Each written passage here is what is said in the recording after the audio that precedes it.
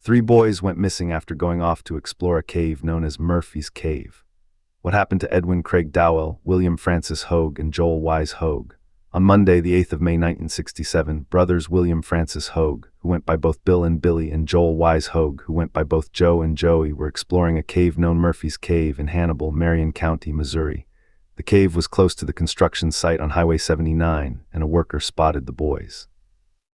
This worker told Billy and Joey to leave the cave alone as it was dangerous, but no known precautions were actually taken to prevent other explorers from entering the cave.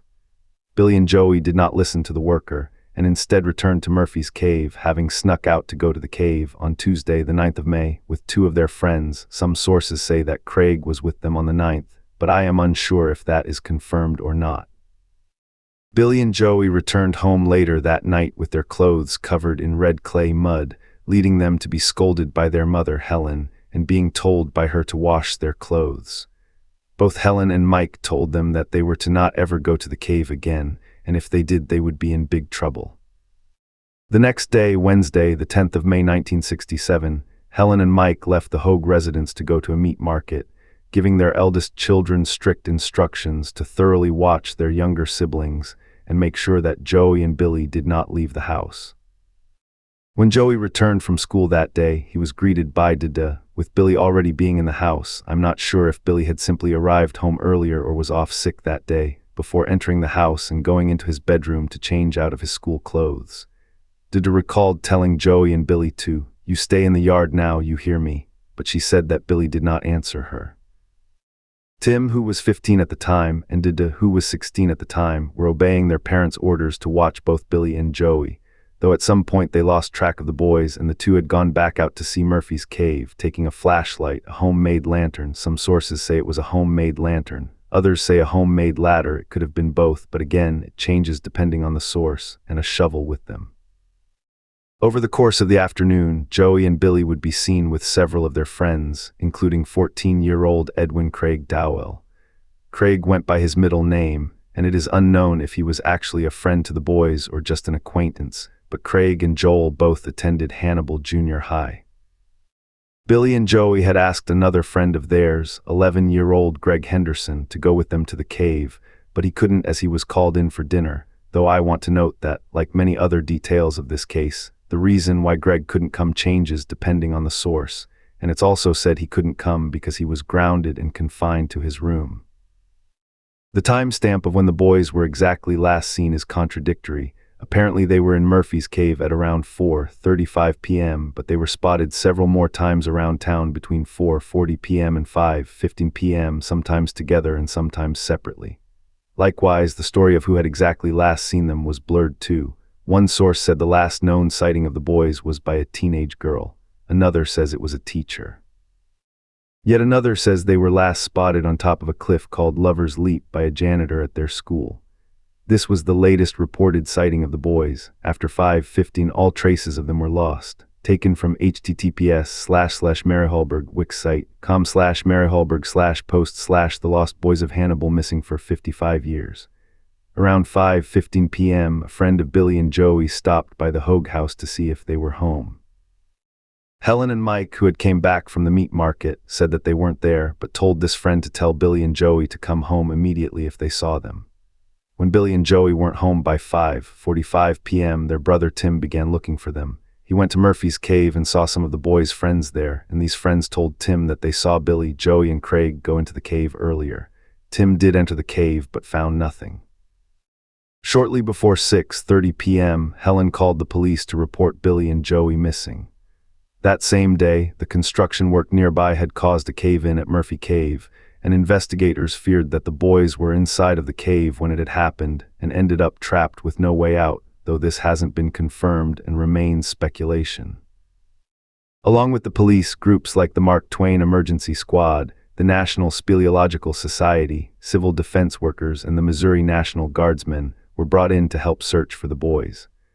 Over 200 cave explorers, both professional experts and amateur enthusiasts from Missouri, Illinois, and Washington, D.C., searched through Murphy's Cave, mapping it as they went along.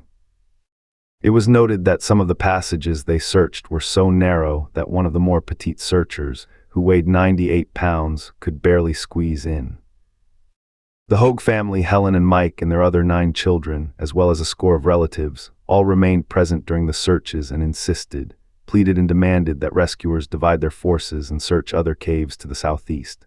This was noted to be done, but from what I could find, only in Murphy's cave itself, not any other caves, with Helen specifically urging for greater efforts to be made, climbing the hills around Hannibal herself and staying, watching the search. And hoping during the long day and night hours. 2 police dogs, one from Hannibal and another from St. Louis, were brought in to aid in the search, though their efforts ended at the base of a rock fall sealing off of one section of the cave. A non-police dog, a small, mostly dachshund dog named Tyke from the Hoag neighborhood, also failed to help locate the boys. The ground disruption equipment from the construction work also uncovered 2 new cave entrances about 400 yards to the east. One entrance was filled in, but the other was open. These weren't the only new tunnels discovered. The construction work unearthed more and more each day.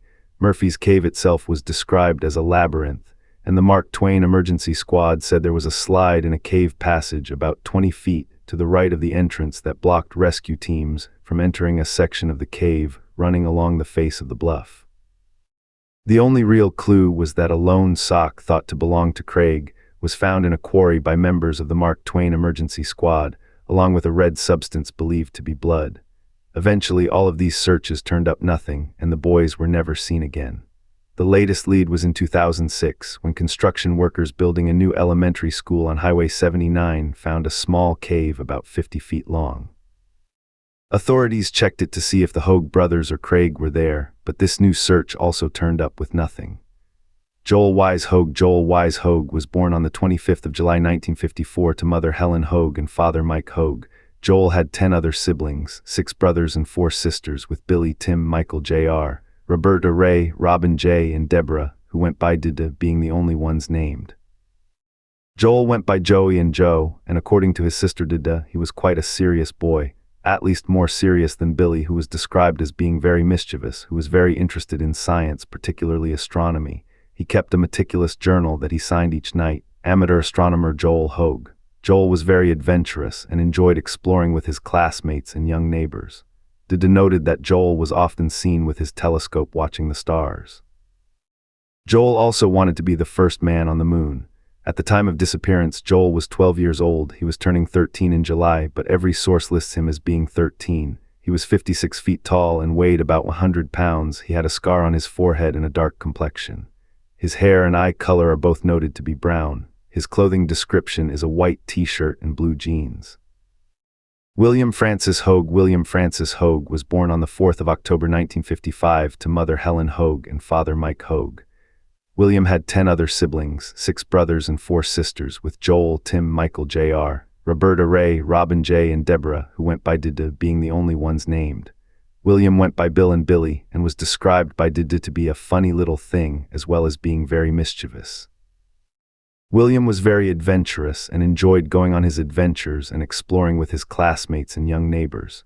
He was also described by an unnamed sister to have liked to do whatever Joel liked to do. At the time of disappearance, William was 11 years old. He was 55 feet tall and weighed 80 pounds. His hair was red auburn and described as being crew cut. His eyes were blue. William had fair skin with freckles and a scar under his right arm in the shape of a V from a picket fence incident. William's clothing is described as a white t-shirt and blue jeans. Edwin Craig Dowell was born on the 29th of December 1952. As far as I could see, all of Craig's family members are unnamed, but he did have 3 brothers and lived with his family.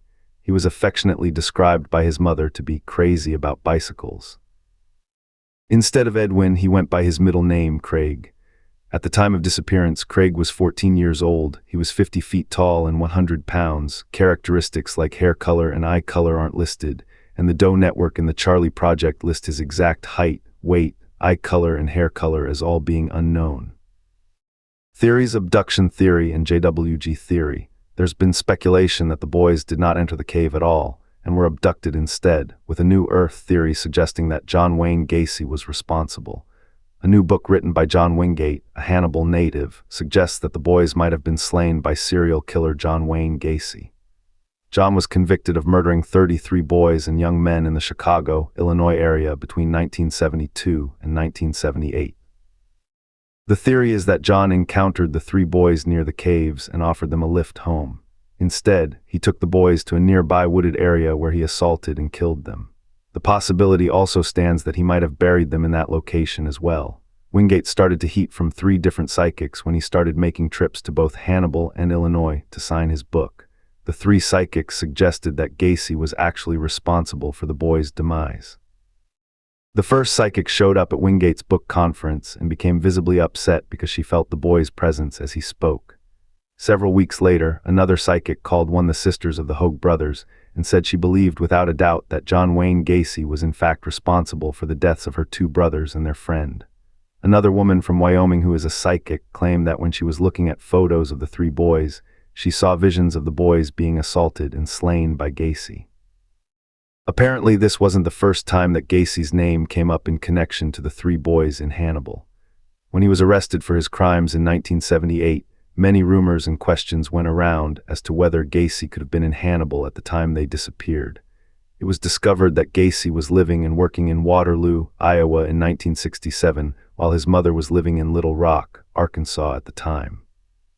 If Gacy was to go and visit his mother, he would take Highway 61, which takes you right through Hannibal. There's also the fact that during the huge search for the boys in 1967, people in Hannibal reported seeing a mystery man hanging around the cave entrances for a couple of days while the road construction took place. The boys were known to be playing in the caves in the days before they disappeared. The man was never seen again after the boys disappeared. Drop your verdict in the comments. Wait, what?